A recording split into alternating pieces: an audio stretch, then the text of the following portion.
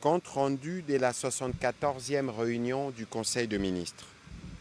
Le président de la République, chef de l'État, Félix Antoine Tshisekedi Tshilombo, a présidé ce vendredi 9 janvier 2026 à la Cité de l'Union africaine, la 74e réunion du Conseil de ministres. 5 points étaient inscrits à l'ordre du jour, à savoir 1. Communication du président de la République, chef de l'État. 2. Points d'information. 3. Approbation d'un relevé des décisions de Conseil de ministres. 4. Examen et adoption de dossiers. 5. Examen et adoption de textes. La communication du président de la République a porté sur 2 points principaux, à savoir 1. Du regard sur les perspectives macroéconomiques de la République démocratique du Congo. Le président de la République a commencé par attirer l'attention du gouvernement sur l'état de notre conjoncture macroéconomique tel qu'il ressort des données officielles et du cadrage macroéconomique contenu dans la loi des finances pour l'exercice 2026 qu'il a promulguée. Cette situation appelle une vigilance accrue ainsi qu'une action gouvernementale rigoureusement coordonnée. Si une appréciation du franc congolais a été observée depuis septembre 2025, le cadrage macroéconomique officiel anticipe néanmoins à l'horizon fin 2026 un risque de dépréciation de la monnaie nationale. En effet, le président de la République a appelé au renforcement de la discipline des finances publiques. Il a réaffirmé que la rationalisation des dépenses publiques demeure un levier immédiat, crédible et indispensable pour préserver les équilibres macroéconomiques. Elle implique une allocation plus efficiente de ressources fondée sur l'élimination des dépenses non prioritaires ou insuffisamment justifiées. Le président de la République a insisté enfin sur la nécessité d'une communication institutionnelle cohérente et responsable en matière de politique macroéconomique afin de préserver la crédibilité de l'action publique. Dès lors, il a instruit la première ministre chef du gouvernement de lui transmettre dans les 15 jours un rapport précis et documenté sur l'état d'avancement effectif du processus de rationalisation des dépenses publiques, les mesures mises en œuvre et les résultats attendus à court terme. Le deuxième point de la communication du président de la République a porté sur la nécessité de garantir l'accès effectif et fiable aux services des télécommunications numériques et de l'audiovisuel en République démocratique du Congo. Le président de la République a enregistré plusieurs doléances sur les perturbations récurrentes affectant l'ensemble des réseaux et systèmes de télécommunications, notamment la téléphonie mobile et fixe, l'Internet, la transmission des données, les services numériques, l'interconnexion des réseaux, ainsi que les réseaux de radiodiffusion et de télévision numérique constatés ces derniers temps sur l'ensemble du territoire national. Ces défaillances persistantes affectent gravement la vie quotidienne des citoyens, la continuité de l'action publique et les fonctionnements de l'économie nationale, en entraînant des ruptures de communication, des perturbations de transactions bancaires et commerciales, ainsi qu'une dégradation notable des services de radiodiffusion et des télévisions numériques au détriment de la conscience des usagers et des secteurs essentiels de la nation. Le président de la République a rappelé que les télécommunications, dans toutes leurs composantes, constituent un pilier stratégique du développement national, de la souveraineté de l'État, de la sécurité, de la cohésion sociale et de la compétitivité économique. À l'ère des technologies de l'information, du numérique et de l'audiovisuel, il est impératif de disposer des réseaux fiables, performants, résilients et continus, opérant dans un environnement de concurrence loyale, de couverture équitable du territoire et de stricte protection des consommateurs. Au vu de tout ce qui précède, le président de la République a instruit le ministre des Postes et Télécommunications, le ministre de l'Économie du numérique, le ministre de la Communication, médias et porte-parole du gouvernement, ainsi que l'autorité des régulations de la Poste et des télécommunications, chacun en ce qui le concerne, de veiller à ce que l'ensemble des opérateurs des télécommunications de transmission de données, des services numériques, de radiodiffusion et des télévisions numériques fournissent des prestations conformes aux normes, standards et obligations légales et réglementaires en vigueur. Renforcer les mécanismes de régulation, de contrôle et de monitoring permanent de la qualité des réseaux et des services. Assurer une coordination effective entre les ministères sectoriels, les autorités des régulations et les services techniques spécialisés en vue d'une supervision cohérente et efficace du secteur et d'appliquer sans faiblesse ni complaisance les sanctions prévues par les lois et règlements à l'encontre de tout opérateur défaillant chaque fois que les obligations de qualité, de continuité, de couverture ou de protection des usagers ne sont pas respectées. Un rapport circonstancié d'exécution de ces instructions précisant les constats techniques effectués, les mesures correctives imposées, les sanctions éventuellement appliquées, ainsi que les actions structurelles envisagées pour garantir une amélioration durable, mesurable et vérifiable de l'ensemble des services de télécommunications en République démocratique du Congo est attendu dans les 30 jours. Dans la suite de la communication du président de la République, la première ministre chef du gouvernement est revenue sur la mise en œuvre des accords de Washington. À ce sujet, elle a convoqué et présidé, le jeudi 8 janvier 2026, une séance de travail avec le ministre concerné afin d'adosser par le gouvernement le cadre général de coopération en vue de rationaliser les différents projets y contenus et de les matérialiser au bénéfice des intérêts de la République.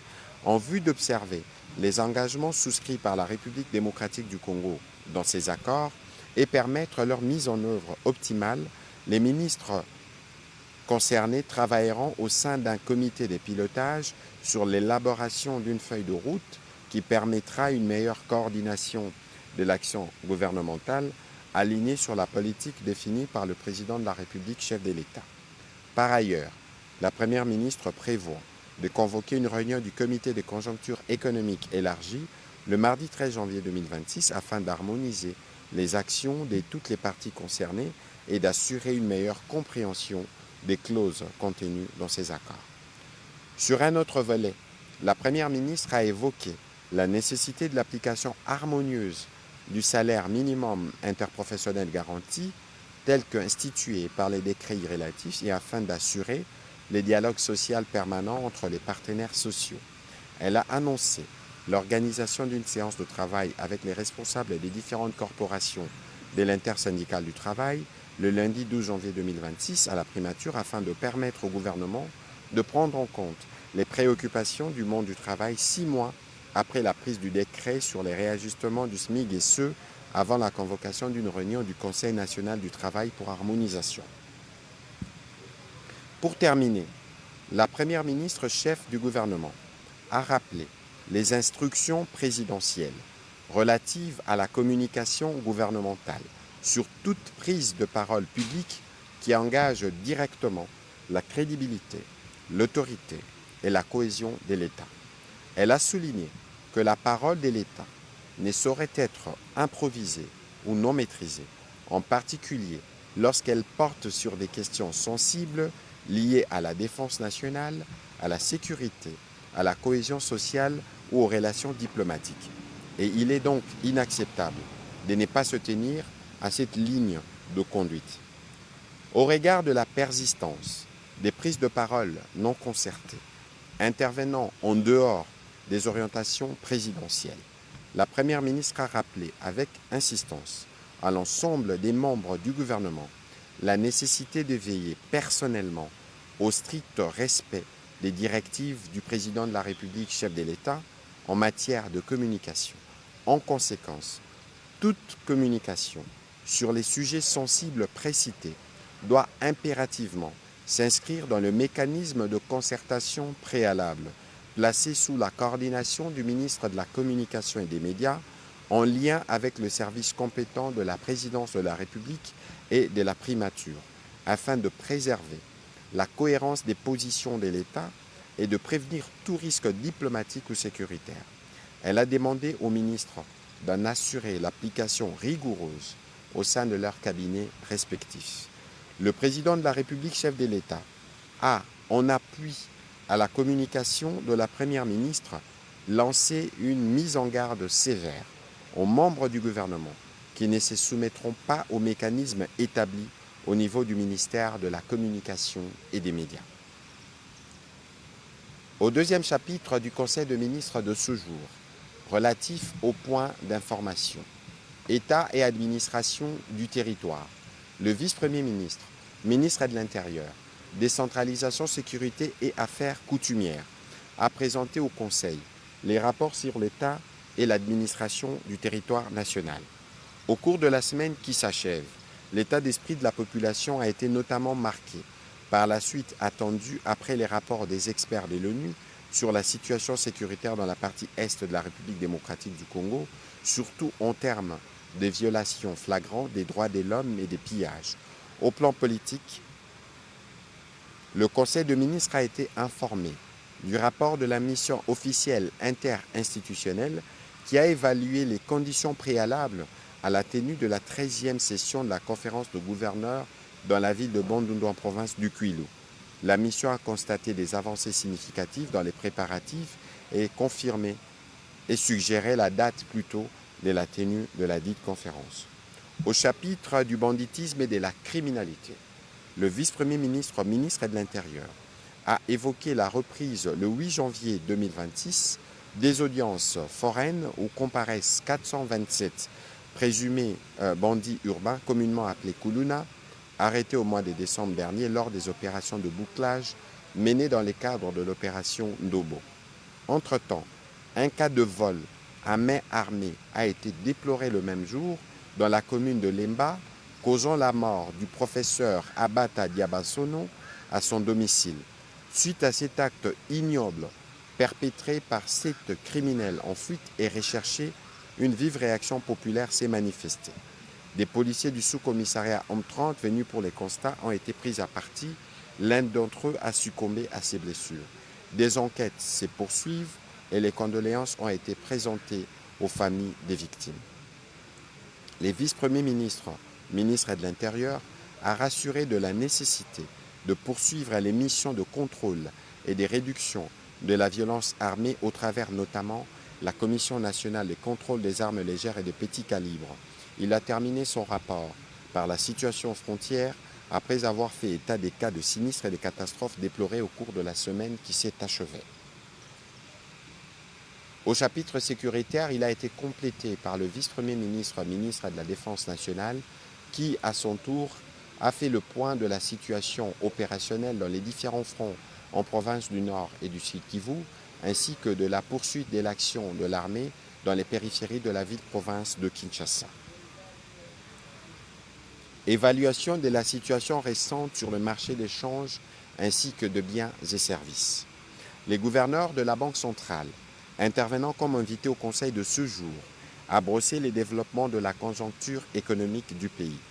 Il a indiqué que l'environnement économique intérieur est marqué par la tendance à la stabilisation des principaux indicateurs macroéconomiques tirés par les mesures de politiques économiques de la Banque centrale du Congo.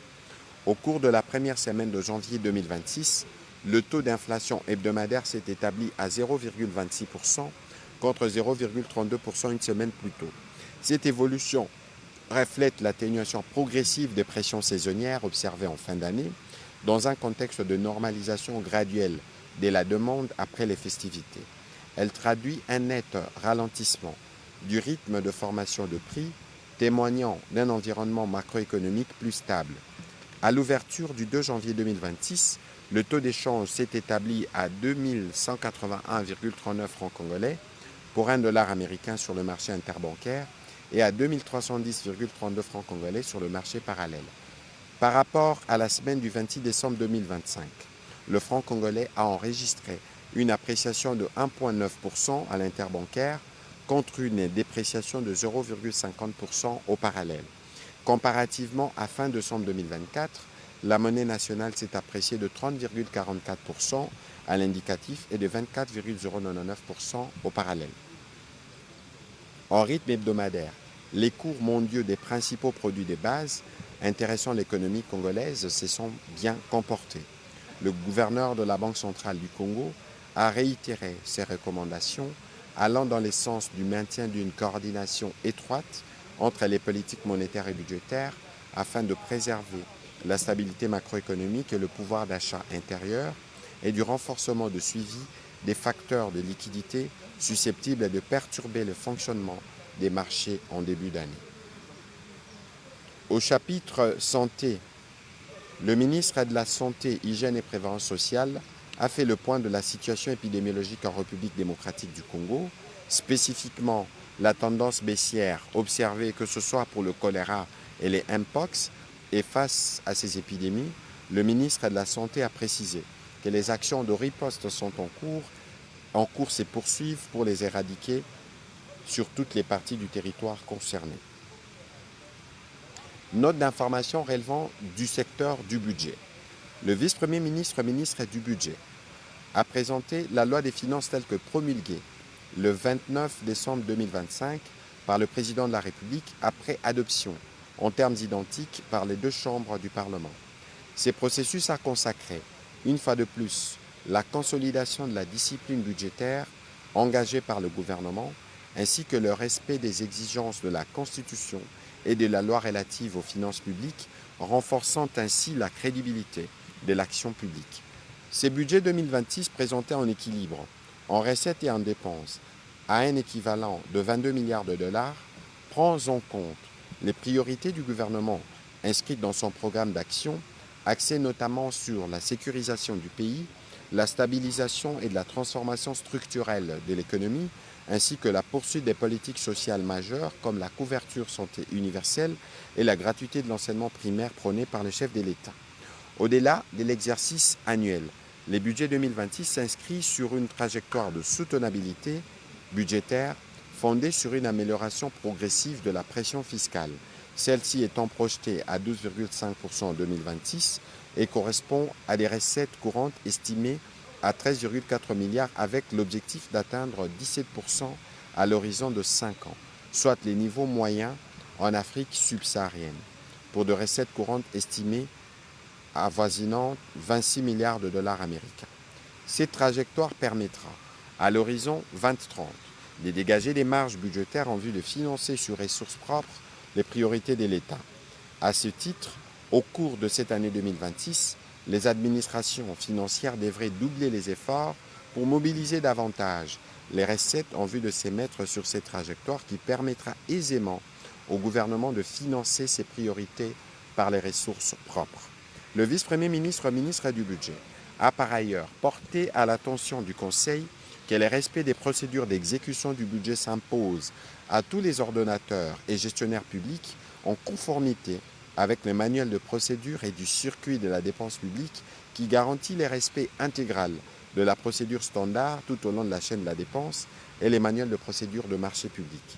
Il a terminé en annonçant le lancement progressif de la déconcentration et de l'ordonnancement avec 9 ministères pilotes. Ils exerceront à titre pilote les fonctions d'engagement, des liquidations, d'ordonnancement de leurs dépenses sous la régulation des crédits et les contrôles budgétaires du ministre ayant les budgets dans ses attributions, ainsi que sous la régulation de la trésorerie assurée par le ministre ayant les finances dans ses attributions, garantissant ainsi la cohérence globale et l'exécution budgétaire, a-t-il conclu. Note d'information relevant du secteur de la formation professionnelle. Le ministre d'État, ministre de la formation professionnelle, a présenté au Conseil une note d'information à 2 volets.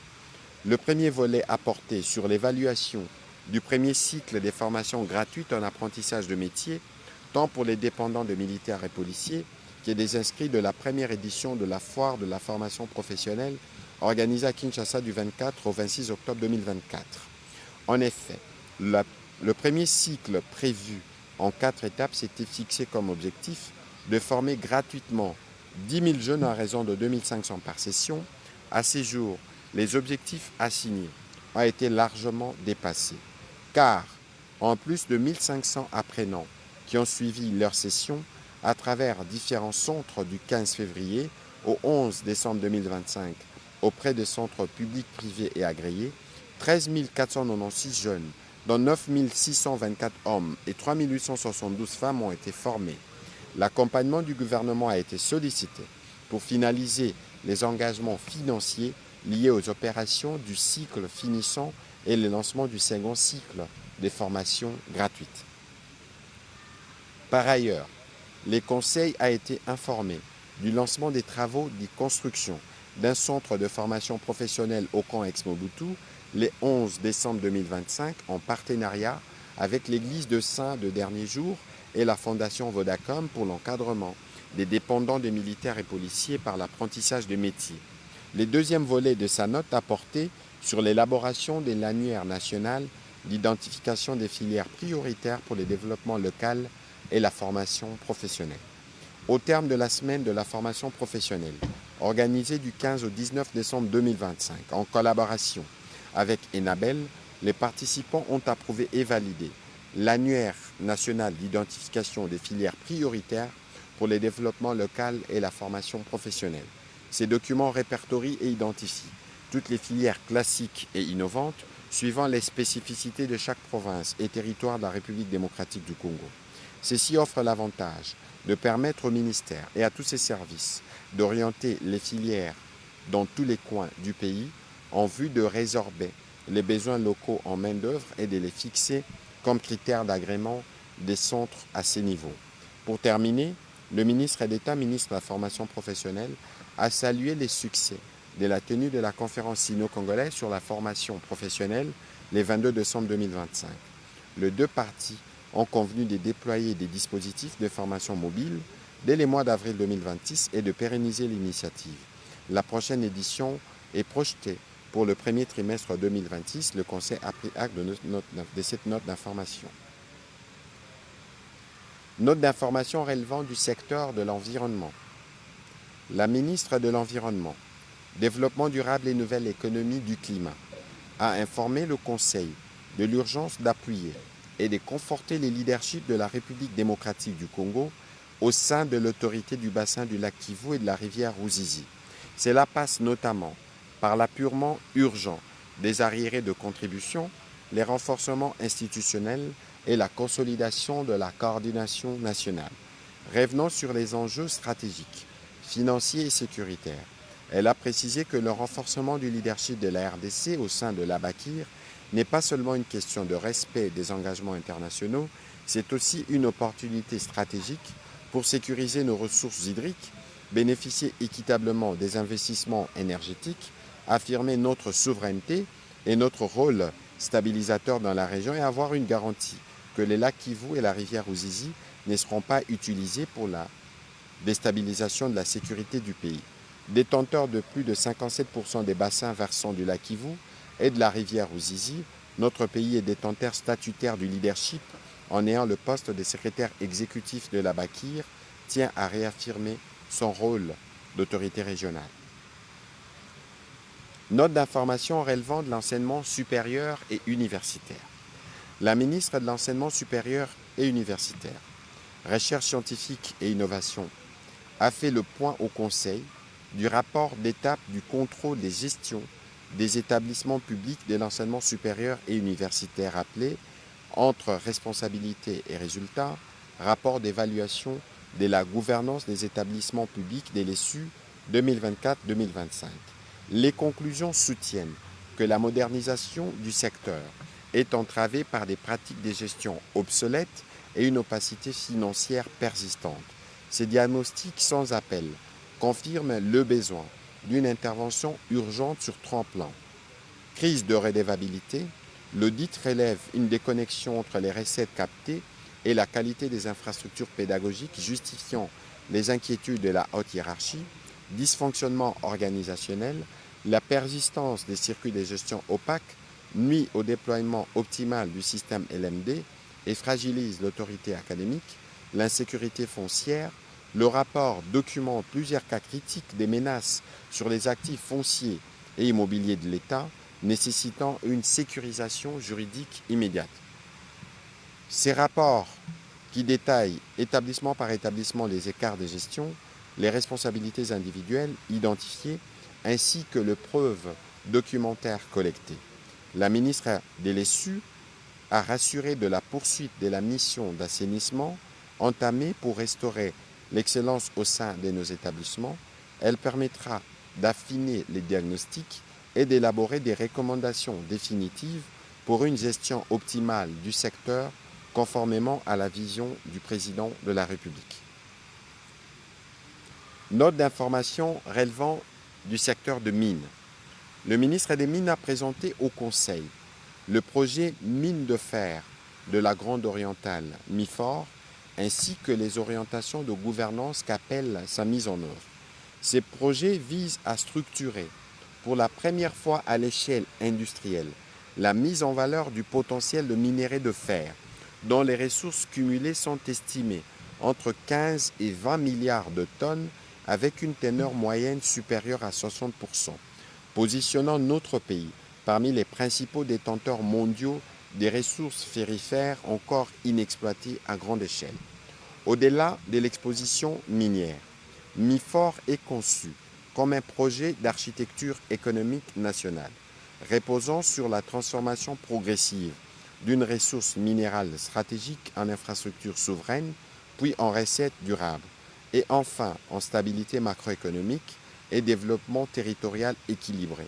La mine y joue le rôle d'instrument financier permettant à l'État de créer des actifs structurants de long terme.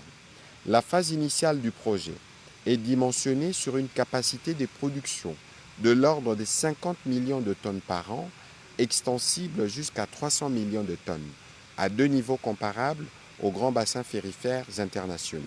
Cette phase intègre non seulement l'extraction du minerai, mais également des unités de transformation industrielle ainsi que la mise en place d'un corridor logistique multimodal structurant, combinant rail, lourd, transport fluvial sur les fleuves Congo et accès aux ports et en eau profonde de Banana. Le ministre de Mines a aussi présenté les bénéfices chiffrés de ce projet.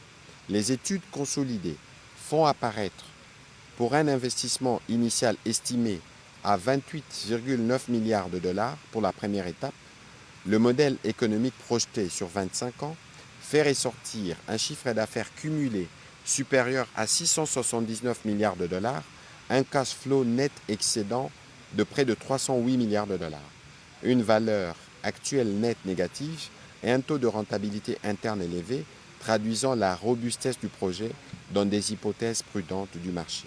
Pour l'État, les retombées attendues sont substantielles et diversifiées.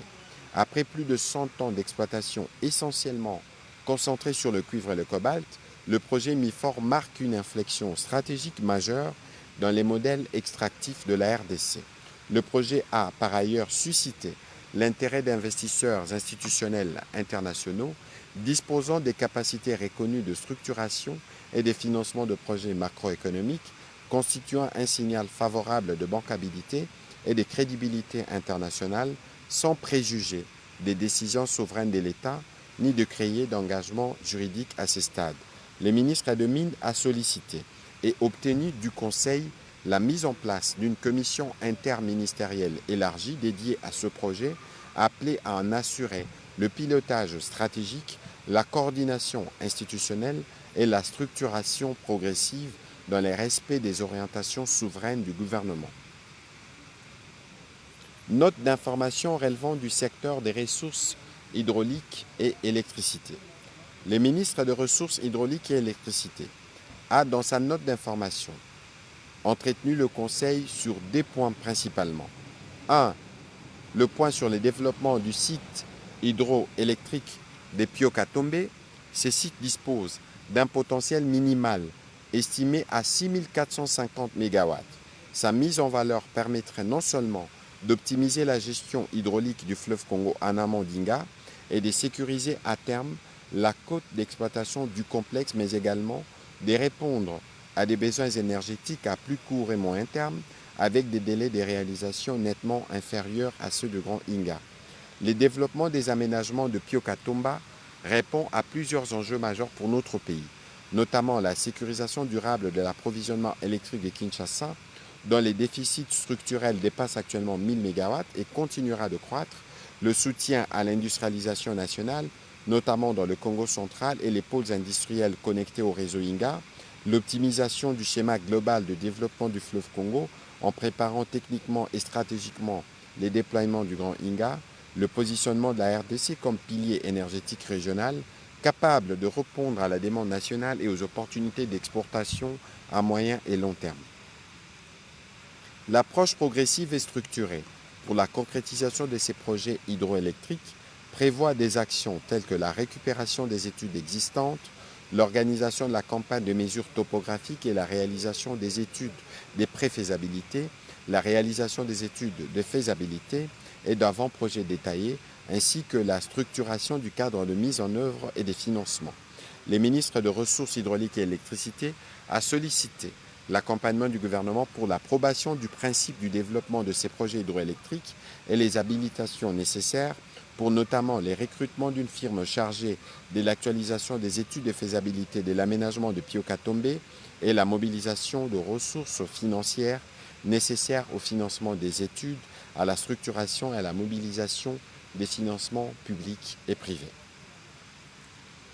Le deuxième volet de sa note a porté sur la réhabilitation des centrales hydroélectriques privées abandonnées ou en faillite et à l'extension de leur desserte aux populations locales.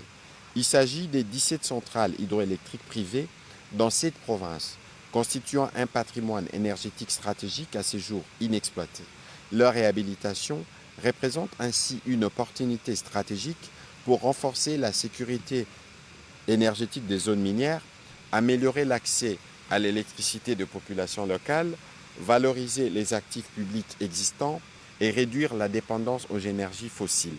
Pour y parvenir, le modèle économique envisagé et le recours au secteur privé par les biais des partenariats à mettre en place, suivant les dispositions réglementaires en vigueur, notamment la conclusion de contrats IPP, Independent Power Producer, où l'investisseur privé investit, réhabilite et exploite les installations pour vendre l'électricité produite à un off-taker, opérateur public ou privé, disposant d'un réseau de distribution dans le cadre d'un contrat d'achat d'électricité. Ce modèle va favoriser la conclusion des contrats de concession au terme desquels il sera procédé soit à un renouvellement, soit à une remise des installations à l'État pour des nouveaux contrats de concession. Le ministre de Ressources hydrauliques et électricité a sollicité l'accompagnement du gouvernement pour non seulement les habilitations, mais aussi la réalisation des actions à entreprendre ainsi que les recommandations y relatives. Note d'information relevant du secteur de la défense spécifiquement des anciens combattants. Les ministres délégués près le ministre de la Défense nationale en charge des anciens combattants a informé le Conseil de la signature d'un mémorandum d'entente pour la construction de l'hôpital des anciens combattants. Il a précisé que la réalisation de ces projets se fera grâce au financement des Émirats arabes unis qui sera aligné au titre de don en appui aux efforts du gouvernement de la République démocratique du Congo dans les domaines de la santé afin d'améliorer les conditions sanitaires de nos anciens combattants. D'où la nécessité de la signature du dit mémorandum d'entente entre les Émirats arabes unis, représentés par leur ministre de la Défense, et la République démocratique du Congo, représentés par les ministres délégués près le ministre de la Défense en charge des anciens combattants. L'accompagnement du gouvernement a été ainsi sollicité pour franchir cette première étape en vue de déclencher les processus pour la construction de cet hôpital moderne dans un délai raisonnable en reconnaissance du sacrifice consenti par les anciens combattants sous les drapeaux pour la défense de la patrie et la paix dans le monde. Cette démarche vise à concrétiser la ferme volonté du président de la République d'assurer une prise en charge digne et durable des anciens combattants militaires retraités, invalides de guerre et leurs dépendants.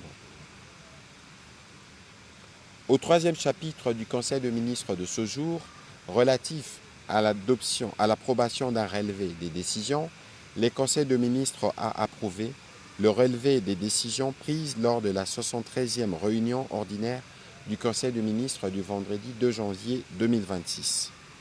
Au quatrième chapitre du Conseil des ministres de ce jour, relatif à l'examen et à l'adoption des 2 dossiers relevant du secteur de l'environnement, Donnant suite à la recommandation de la 73e réunion du Conseil de ministres, la ministre de l'Environnement, Développement durable et Nouvelle économie du climat a soumis au Conseil le dossier relatif au transfert des technologies, à la signature et à l'installation du centre de démonstration de la technologie et de l'industrie de Junkao en République démocratique du Congo pour examen et approbation. Après débat et délibération, ce dossier qui est passé en commission a été adopté. Dossier relevant du secteur des travaux publics.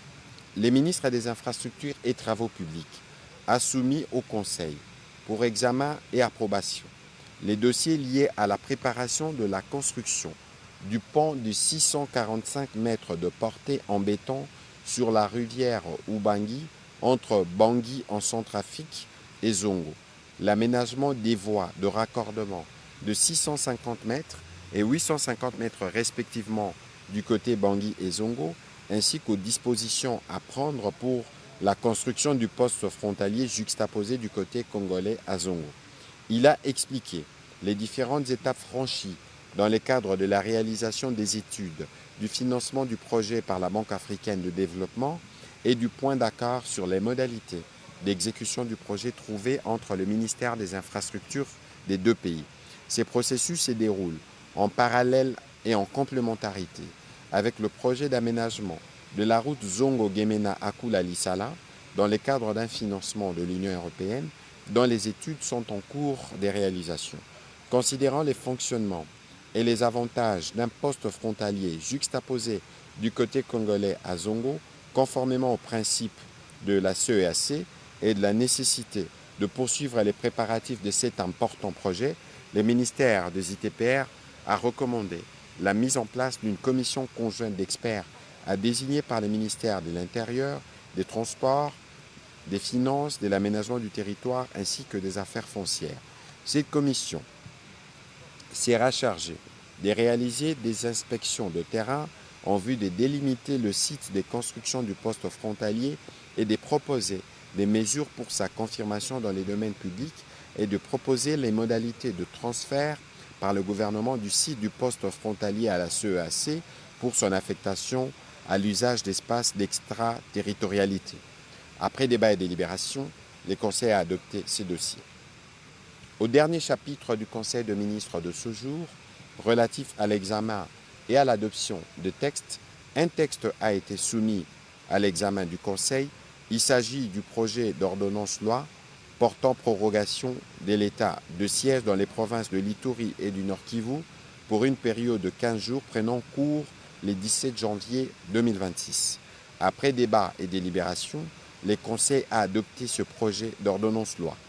Commencé à 14h19, la réunion du Conseil de ministres a pris fin à 16h55. Je vous remercie.